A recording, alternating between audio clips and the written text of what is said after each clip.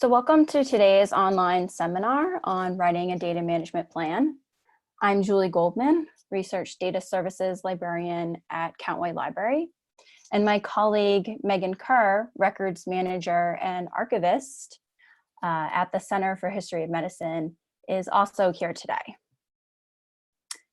And as a note, this session is being recorded, and you will receive notification when the recording and the slides are available.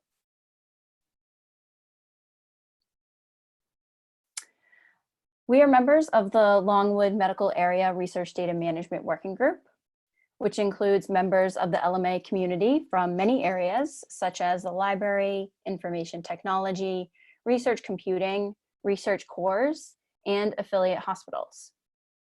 This group has created a website full of resources and information, and we highly suggest you bookmark the website and reference it as needed.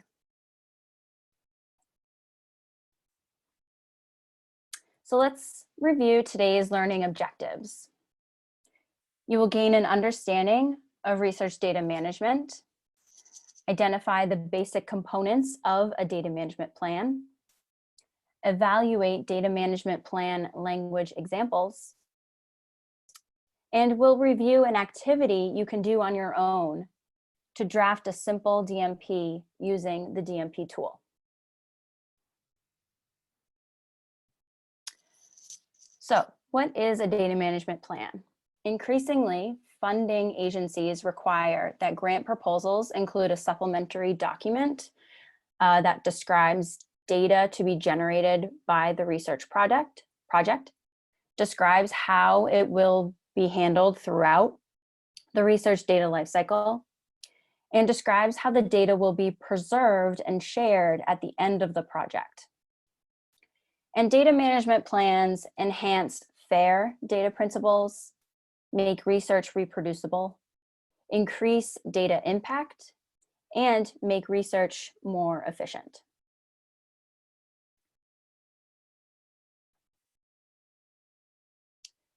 So there are many organizations that have created their own data management plan or DMP template, but they generally ask for the same information. So for this overview, we are using the template created by the Digital Curation Center because it is the most generic and comprehensive. So if you have never created a DMP before, we suggest this template as a great place to start. And this template includes 7 areas of the project that should be included. And we will review each section in depth during this webinar. And the sections are data collection, documentation and metadata, ethics and legal compliance, storage and backup, selection and preservation, data sharing, and responsibilities and resources. So now I'm going to turn it over to Megan. Hi, everyone. Can you hear me okay? Yes, Megan, we can hear you. Great. So I'm first going to start with data collection. Let's see.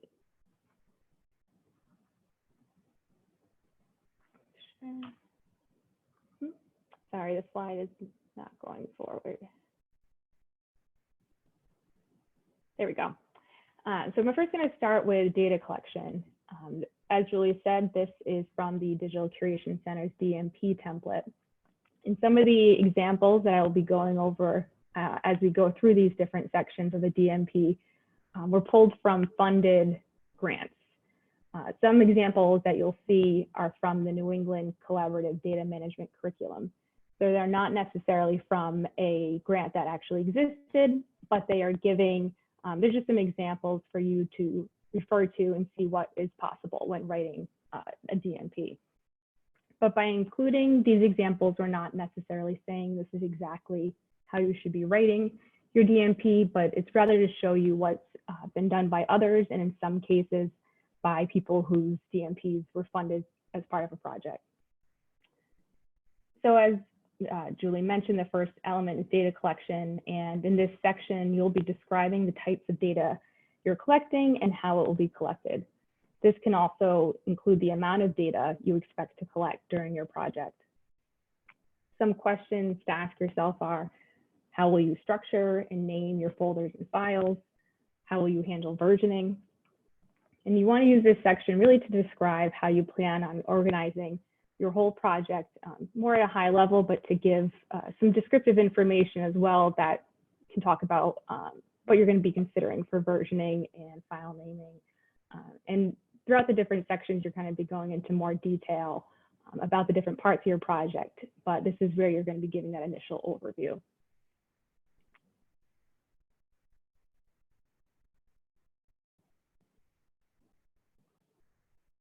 So for some examples for data collection, this first one is from a funded National Endowment for the Humanities grant. These NEH-funded DMPs were actually made public due to a FOIA request. So unfortunately, I was unable to locate any publicly available NIH-funded DMPs, but this is at least some examples from the government that has made it available to people to see what has actually been funded. So in this example, first one, the researcher states that they will use plain text files and PDFs, and that they'll use Git for version control. These last three examples are from the New England Collaborative Data Management Curriculum. So according to the researchers in this scenario, they will acquire and store data using LabChart Pro, and their files will be uncompressed.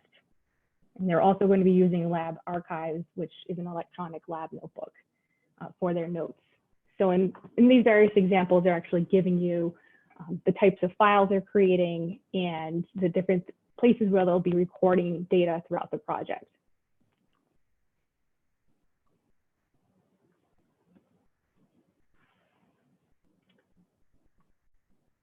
The next section of the DMP is documentation and metadata. Metadata is often defined as data about data, or is structured information that describes, explains, locates, and otherwise represents something else. So metadata is preserved alongside the data, and this makes it possible to retrieve, use, or manage an information resource. So in your DMP, you should be explaining how you'll be capturing the metadata. And there's several questions you can ask yourself, such as how will you be capturing the collected data? And when the data were created? Will you be using unique persistent identifiers? How are you documenting confidentiality? Will you be using a specific metadata standard, such as Dublin Core or the Data Documentation Initiative? And what other supporting documentation is needed for others to understand the data? So some examples of supporting documentation could be your code book, the protocols that you're using. So anything that will really help contextualize your data and make it usable to others and be able to understand what you've been doing with your data sets and your research project.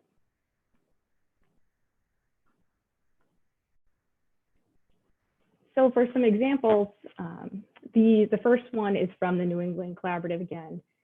In this one, they explain that they'll be documenting information about the context, the content, quality, provenance, and the accessibility of the data.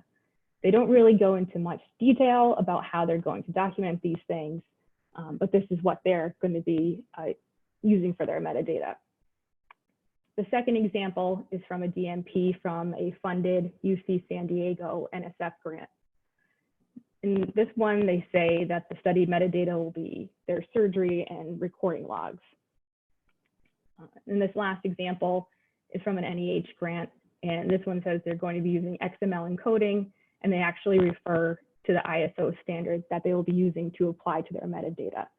So in this case, they're storing it in English, and by using this ISO standard, it will be more easily readable by machines in the future.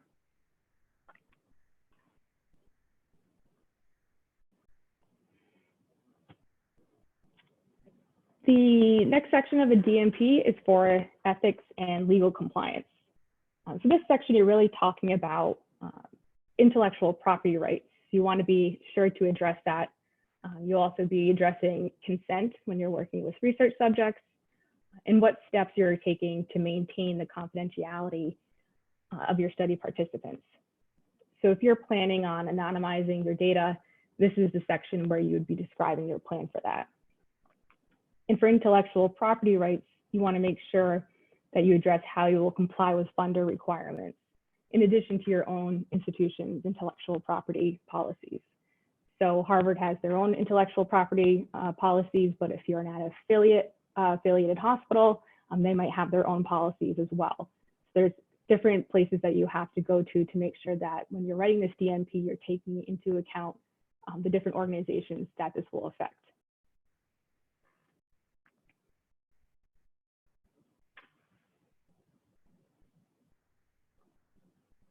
So for some examples, these all are actually from funded UC San Diego NSF grants, all different grants though.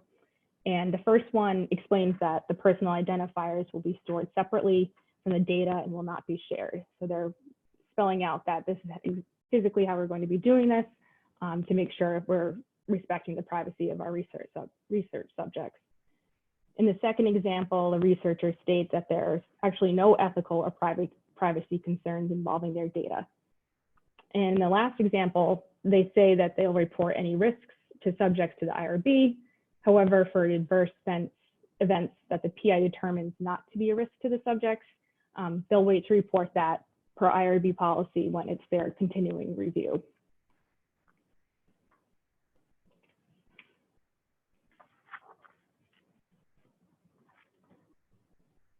Next element of the DMP, also very important, is storage and backup. In this section, you'll need to explain where you're storing your data and how it will be backed up.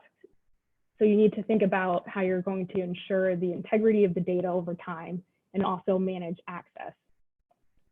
You have to think about how often you'll be backing up the data and make sure you specify that in the DMP, how many copies you'll be making, and how will you ensure that collaborators can access that data securely, which is important if you have multiple site locations where you're collecting data. So if you are working in a remote location, how will you make sure that data is securely transferred to the final storage location? So that's really thinking about that at the beginning of the project and having that spelled out.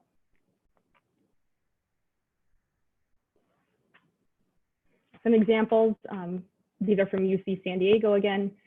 In this first example, they state that they'll create a complete copy of the data, which will be stored in multiple locations. So they are having multiple backups in different places. In the next example, the study has multiple data collection sites. So one group of study data will be stored on servers in 2 separate buildings on one campus and backed up daily, where the data collected at their field location will be stored on a different server. So really explaining where these servers are located and how often you're backing them up. And the different security features you can also go into as well, but this is really important for the DMP to explain really how you're going about making sure that the data is going to be maintained over time, backed up.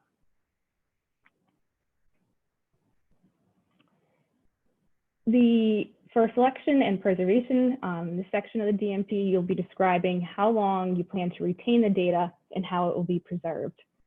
So will you be keeping all of the data sets or only certain parts of the data?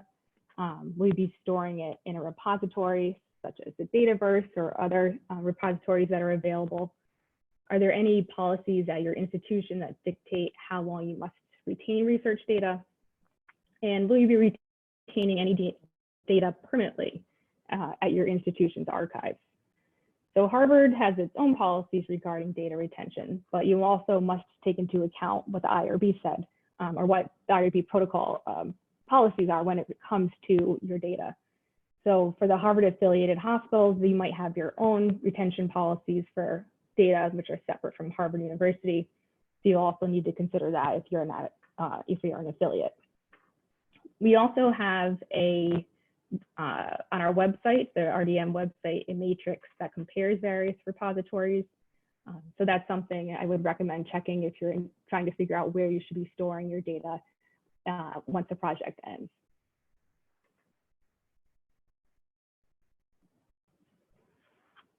And so in this first example, which is from an NEH grant, according to the researchers, they will be following the University of Virginia's records management policy, which calls for a 5-year retention period for the research data.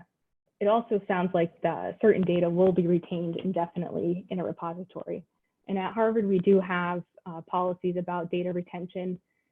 That's something that, if anyone's interested, feel free to contact me, or we can share some resources for you if you're interested in learning more about Harvard-specific policies. The next example is from an NEH grant, and they're going to store data in XML so that it will be available for long-term use. They're really trying to use open data standards so that the data will be accessible in the future. And that's something you have to think about, because there's a lot of proprietary formats that data is stored in. And if you can take an approach possible to have your data stored in an open format, that will make it available to researchers in the future. And that's where you can talk about that in this section of the DMP. And then the last example is from UC San Diego, and they'll be archiving all data sets in 2 separate databases, and the data will be retained permanently. So there are multiple factors that play into how long data is retained and if it should be retained permanently. So it's really important to research your institution's policies so that you're in compliance not only with the funder, but also with your local institution's policies.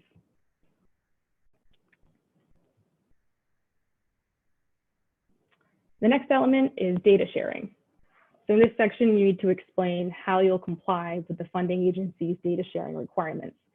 You also need to address any data sharing restrictions and if your data will be shared via a repository. So, when will you make the data available? And with whom will you share the data and under what conditions? And will you require a data use agreement? So there's, if you do foresee that there will be issues with being able to share your data, say there's patient information or there's certain personal identifiers, you need to be able to say how, if you can share the data, what parts you can share, and try to really spell out how you can overcome these if possible.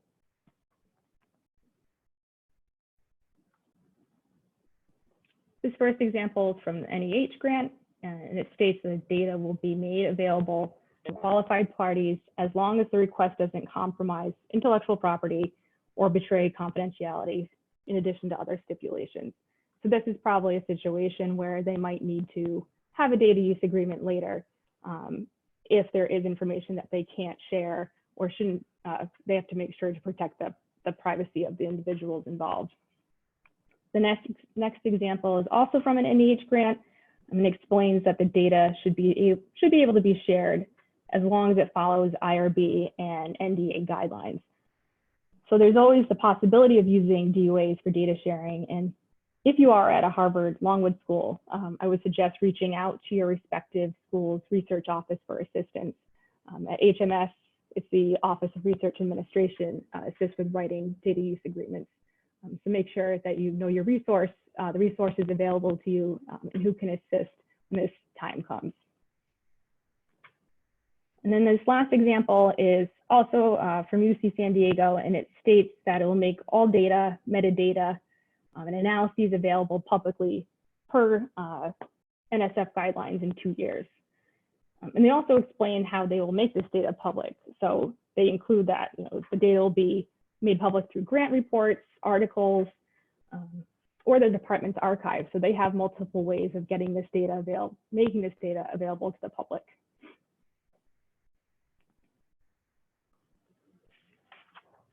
And the last section of a DMP for the Data Curation Center is responsibilities and resources. So for here, you're describing who's responsible for these various components of the DMP. Who's going to be overseeing storage, who's going to be making sure things are compliant with ethics and the legal requirements, what equipment, hardware, or software is needed for this project, and what support and training does your research staff need to fulfill the functions and goals of this project.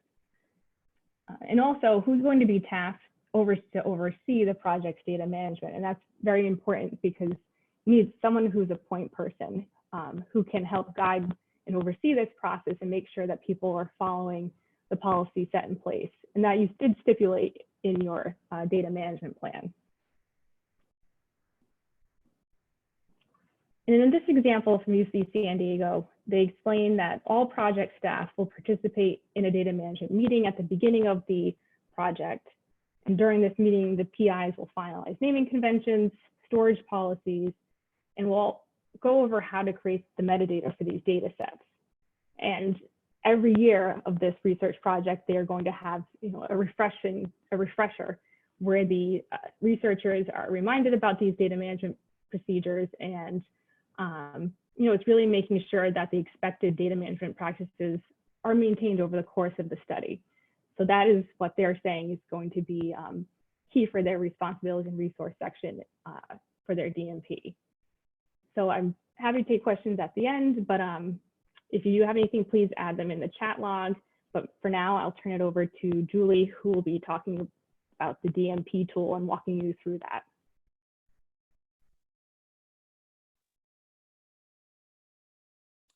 Great, thanks, Megan. So now that we have gone through all the sections that should be addressed in your data management plan, we want to let you know about an online tool that can assist you in writing your DMP. So DMP tool is an online resource that includes many of the agencies and organizations that have a DMP template, including the DCC template that we just went through. And remember, funding agencies are requiring a data management plan, but do not require that you use the DMP tool. DMP tool is an open source project, and anyone can sign in to access these templates and create a DMP. However, Harvard is an institutional member for DMP tool, and it is recommended that you log in with your Harvard key if you have one. And if you log in this way, you have access to Harvard specific guidelines that can help you complete your plan. So let's walk through DMP tool and start with logging in. And I encourage you all to do this along with me, if possible. So navigate to dmptool.org, and you can click sign in the upper right-hand corner. And this, you will be presented three options. Option one, so if your institution is affiliated with DMP tool. Option two, if your institution is not affiliated. And option three, if you need to create an account. So if you have a Harvard key, then you want to choose option one, since Harvard is an institution affiliate. If you do not have a Harvard key, you can either search for your institution through option one, use option two to log into your account, or click option three to create an account with an email address. So I'm going to walk through option one. So you look up your institution and you look for Harvard University or another affiliated institution and click go. And by choosing Harvard University, we are prompted with the Harvard Key portal. So you should enter your credentials and log in.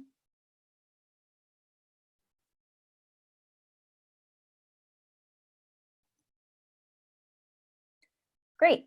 So we are now logged into DMP tool.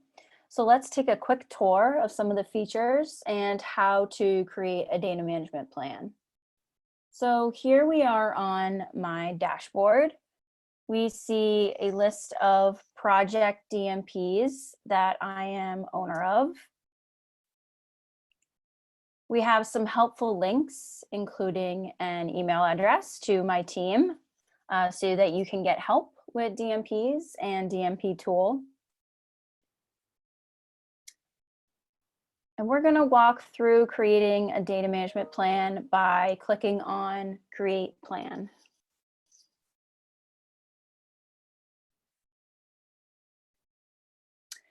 So clicking Create Plan brings us to a form to fill out some of the information about the project we are starting.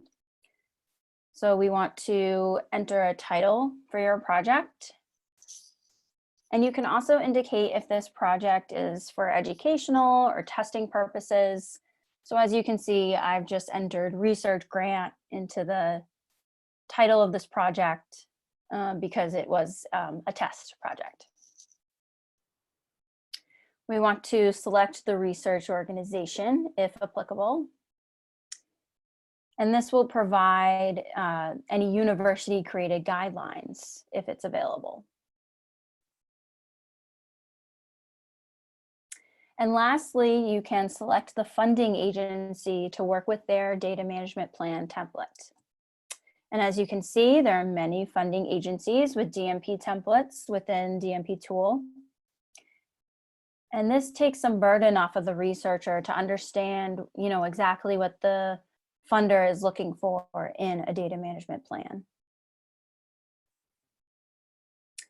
However, if we select no funder, we will automatically be given the DCC template to work with, the one we just went through.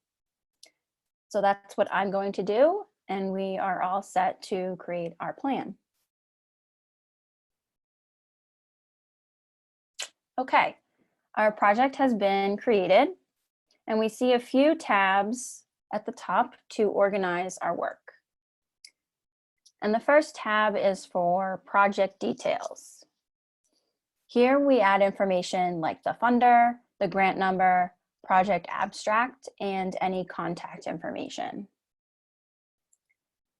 And on the right, there is also information about the guidance we want to see. So I have selected guidance from DMP Tool and Harvard University. Depending on the template, these options may vary. So the next tab provides an overview of the plan template. And here we see some information about the DCC template and the instructions for filling the template out. In this case, we see the different sections and the questions that we just went through earlier with Megan.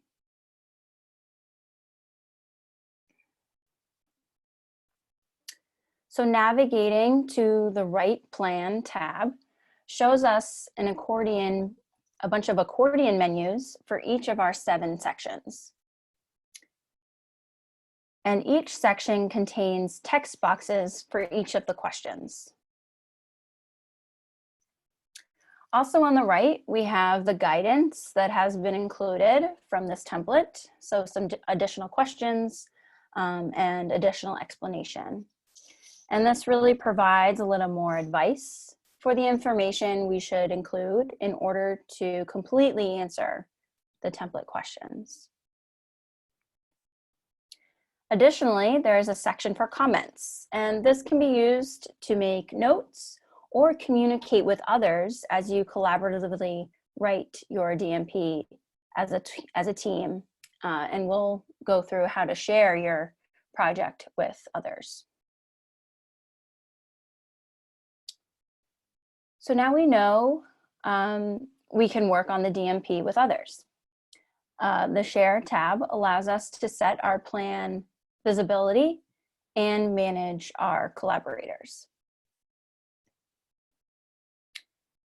So under collaborators, we can invite others with their email. If they are already using DMP Tool, they will see this plan show up on their dashboard and receive an email. If they are not currently using DMP Tool, they will receive an email inviting them to the tool so they can collaborate on your plan.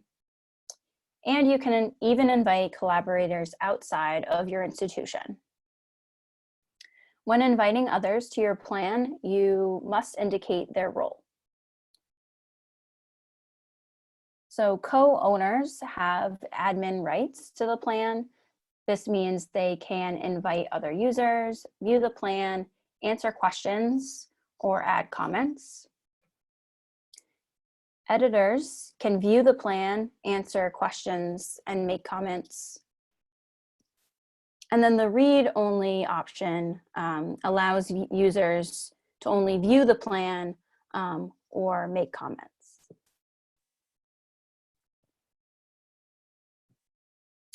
So the last tab is for downloading the plan.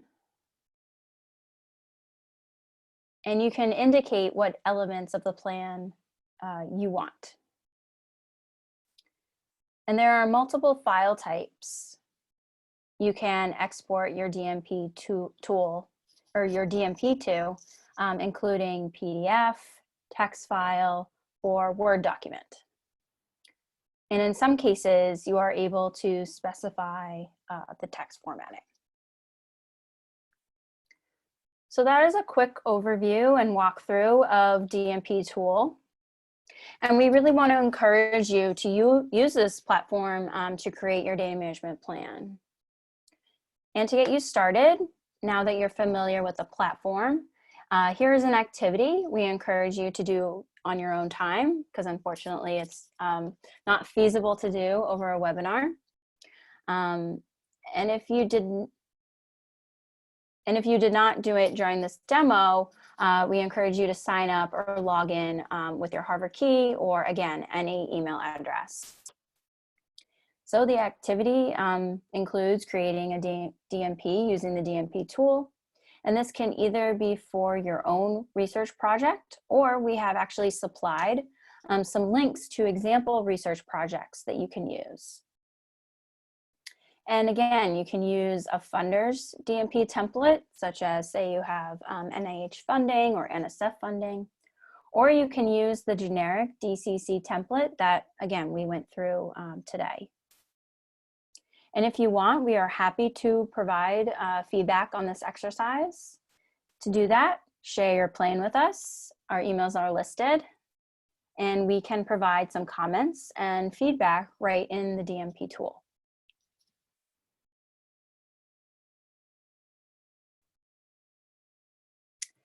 And as you do this activity, we have a few questions for you to think about.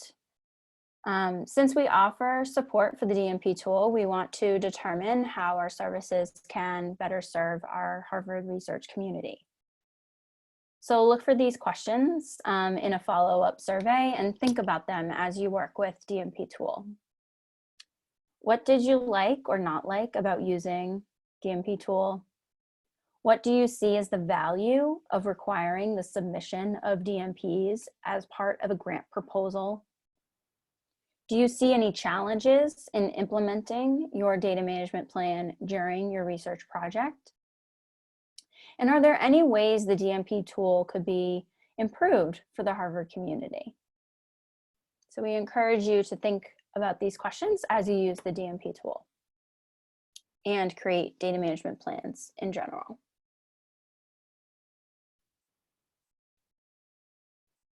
So we want to thank you all for joining us today. We hope this webinar was useful.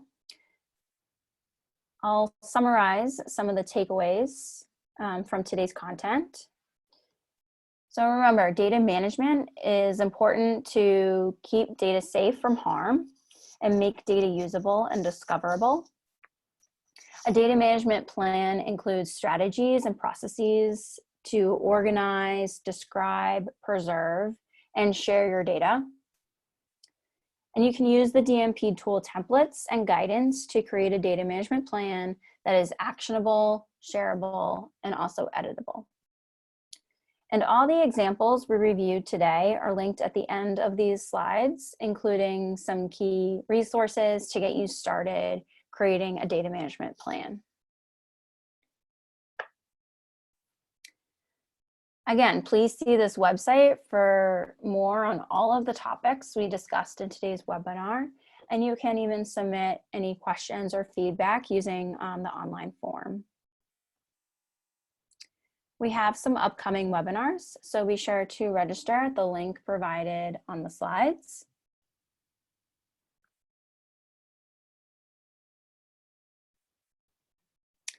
And we would love your feedback and any topics you would like to see presented in the future. So please fill out the survey at the link provided. Again, you will receive notification when the recording and slides are available.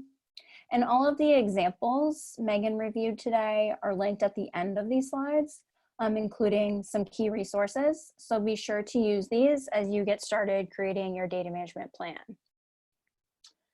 Again, thanks for joining us, and we hope to see you at another webinar. If you have any questions, enter them into the chat, and we can try to answer them in the time remaining.